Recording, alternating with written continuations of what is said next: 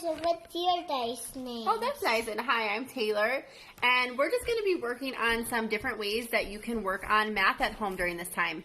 Harrison's 4. Yeah, and you're 49. I'm not 49, but these are just some different things that you can do just for 5 to 10 minutes. That's what we always said to parents when I used to teach. I stay home now with my 2 kids, but Okay. and we used to say that if you just worked with your child for 5 to 10 minutes a day on different skills, that it could really help them out. So today, the skill that we're working on is we're working on counting out a quantity. So when you count out a quantity, a child sees a number or they roll a number. They have to remember the number, and then they have to create that matching quantity. And so you can do this in a variety of ways. I always notice that when I change up manipulatives, that Harrison likes it more. So here's just an example of what I have. I have a tree, a tree with apples.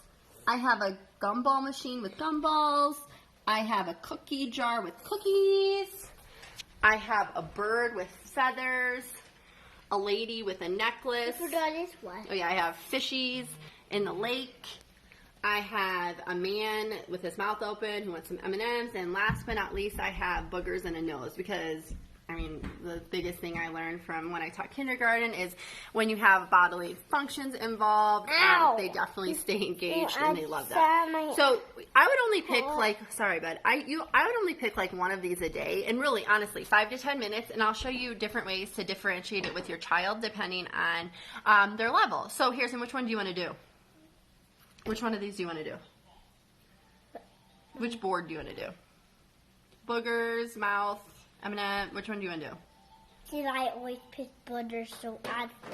Okay, you want the booger one? Okay, so what? Like I said, he's gonna get a number, then he has to remember that number, and then he has to build that number or put that many in the picture. So,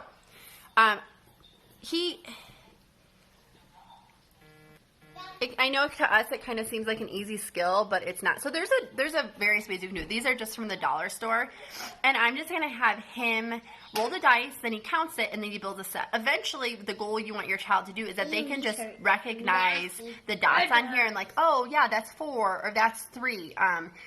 That's something that will come in the future, but for now he has to count them all. That's just where he's at, and then he builds a matching set. And all of this is helping develop his number sets. So go ahead, Harrison. Can you roll it? Go ahead, roll it. Okay, what'd you get? 1. Okay, can you put 1 booger in the nose? Ew. Okay, all right, go ahead. Roll it again, Harris. What'd you get? 1, 2, 3. Okay, so how many? 3. Okay. 1, 2, 3. And if this is something new to you, something you might notice is your child will just keep counting on. Like if he got this, he'd put all these in. So he'd roll it 3, go 1, 2, 3, 4, 5, 6. But you really want to make sure to emphasize them stopping at the number. Okay, roll it again. I got 2. Here, do this number. No, I got 2. I'm sorry. Okay, 2. Okay, go ahead, put in 2. You asked nasty. Okay, roll it one more time. I was. And then I'm going to show a different way. Okay, roll it again. What'd you get? 1, 2, 3, 4, 5, 6, 7.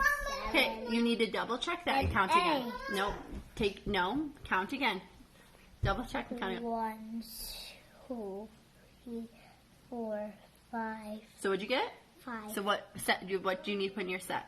5. Okay, go ahead. 1, 2, 3, 4, 5. And something cool I've kind of been noticing that he's doing, if he puts an extra one in, because I make him double check, that he'll know to either put 1 on or take 1 off.